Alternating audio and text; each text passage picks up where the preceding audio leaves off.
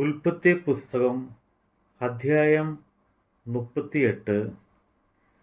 അക്കാലത്ത് യഹൂദ തൻ്റെ സഹോദരന്മാരെ വിട്ട് ഹീര എന്നു പേരുള്ള ഒരു അദുല്ലാമിൻ്റെ അടുക്കൽ ചെന്ന് അവിടെ ശുവ എന്നു പേരുള്ള ഒരു കനാനിൻ്റെ മകളെ കണ്ടു.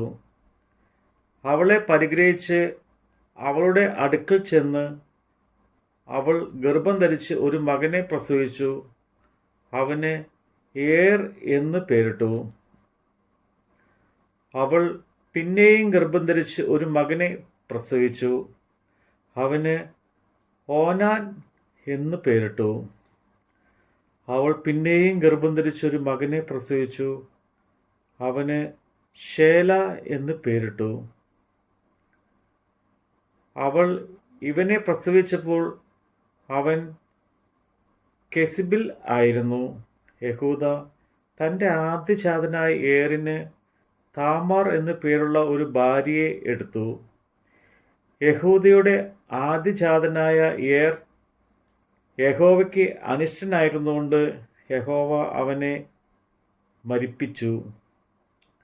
അപ്പോൾ യഹൂദ ഓനാനോട്, നിന്റെ ജ്യേഷ്ഠൻ്റെ ഭാര്യയുടെ അടുക്കൽ ചെന്ന് അവളോട് തേവരധർമ്മം അനുഷ്ഠിച്ച് ജ്യേഷ്ഠൻ്റെ പേർക്ക് സന്തതിയെ ഉളവാക്കുക എന്ന് പറഞ്ഞു.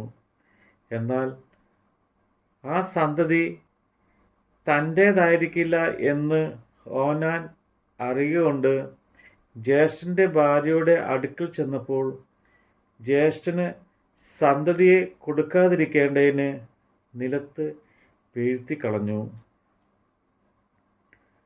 അവൻ ചെയ്ത് യഹോവയ്ക്ക് അനിഷ്ടമായിരുന്നുകൊണ്ട് അവൻ അവനെയും മരിപ്പിച്ചു. അപ്പോൾ യഹൂദ തൻ്റെ മരുമകളായ താമാറിനോട്, എൻ്റെ മകൻ ശേല പ്രാപ്തിയാകുവോളം നീ അപ്പൻ്റെ വീട്ടിൽ വിധവയായി പാർക്ക എന്ന് പറഞ്ഞു.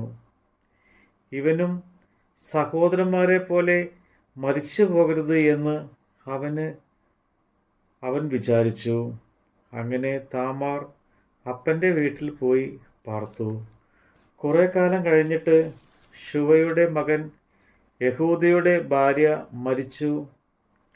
യഹൂദയുടെ ദുഃഖം മാറിയ ശേഷം അവൻ തൻ്റെ സ്നേഹിതൻ അതുല്യനായ ഹീരായോടുകൂടെ തൻ്റെ ആടുകളുടെ രോമം കത്തിരിക്കുന്ന അടിയന്തരത്തിന്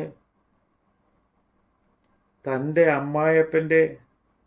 അമ്മായപ്പൻ തൻ്റെ ആടുകളുടെ രോമം കത്തിരിക്കുന്ന അടിയന്തരത്തിന് തിമ്നയ്ക്ക് പോകുന്നു എന്ന് താമാറിന് അറിവ് കിട്ടി.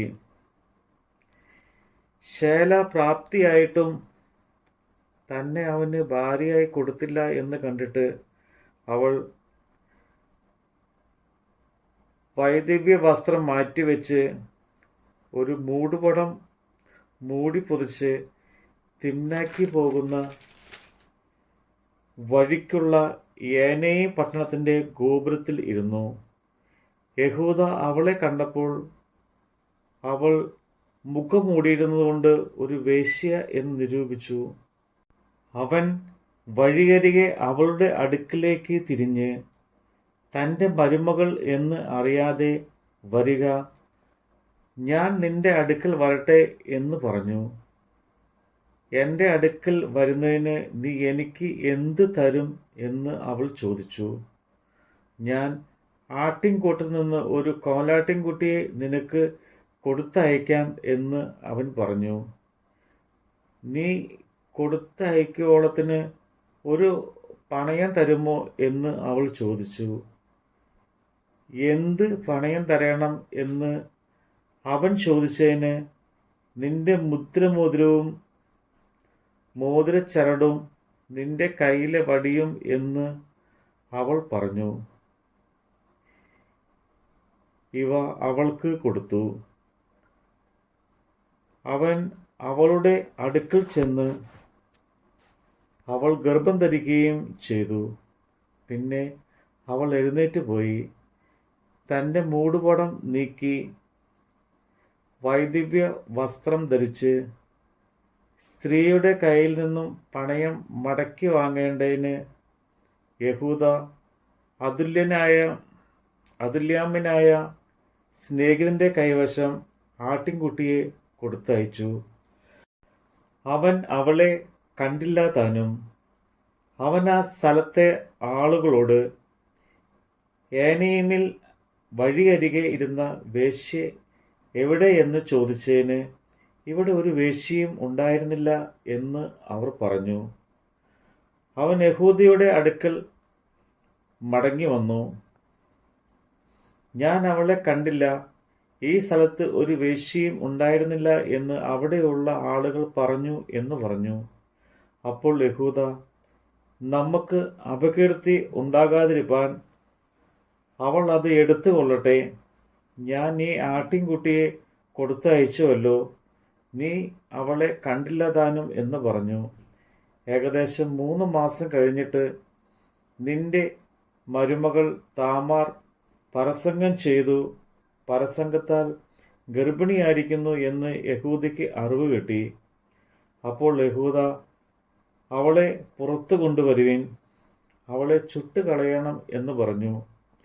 അവളെ പുറത്തു കൊണ്ടുവന്നപ്പോൾ അവൾ അമ്മായപ്പൻ്റെ അടുക്കൽ ആളയച്ച്, ഇവയുടെ ഉടമസ്ഥനായ പുരുഷനാൽ ആകുന്നു ഞാൻ ഗർഭിണിയായിരിക്കുന്നത്. ഈ മുദ്രമോതിരവും മോതിരച്ചരടും വടിയും ആർക്കുള്ളത് എന്ന് നോക്കി അറിയണം എന്ന് പറയിച്ചു. യഹൂദ അവയെ അറിഞ്ഞു. അവൾ എന്നിലും നീതിയുള്ളവൾ. ഞാൻ അവളെ എൻ്റെ മകൻ ശേലാവിന് കൊടുത്തില്ല എന്ന് പറഞ്ഞ് അതിൽ പിന്നെ അവളെ പരിഗ്രഹിച്ചതുമില്ല. അവൾക്ക് പ്രസവകാലമായപ്പോൾ അവളുടെ ഗർഭത്തിൽ ഇരട്ട പിള്ളകൾ ഉണ്ടായിരുന്നു. അവൾ പ്രസവിക്കുമ്പോൾ ഒരു പിള്ള കൈ പുറത്തു നീട്ടി. അപ്പോൾ സൂതികർമ്മിണി ഒരു ചുവന്ന നൂൽ എടുത്ത് അവൻ്റെ കൈക്ക് കെട്ടി. ഇവൻ ആദ്യം പുറത്തു വന്നു എന്ന് പറഞ്ഞു. അവനോ കൈ പിന്നെയും അകത്തേക്ക് വലിച്ചു. അപ്പോൾ അവൻ്റെ സഹോദരൻ പുറത്തു വന്നു. നീ ചിത്രമുണ്ടാക്കിയത് എന്ത് എന്ന് അവൾ പറഞ്ഞു. അതുകൊണ്ട് അവന് പേരസ് എന്ന് പേരിട്ടു. അതിൻ്റെ ശേഷം കൈമേൽ ചുവന്ന നൂലുള്ള അവൻ്റെ സഹോദരൻ പുറത്തു വന്നു. അവന് സേരഹ് എന്ന് പേരിട്ടു. നമ്മുടെ കർത്താവിൻ്റെ വചനമാണ് നമ്മൾ കേട്ടത്.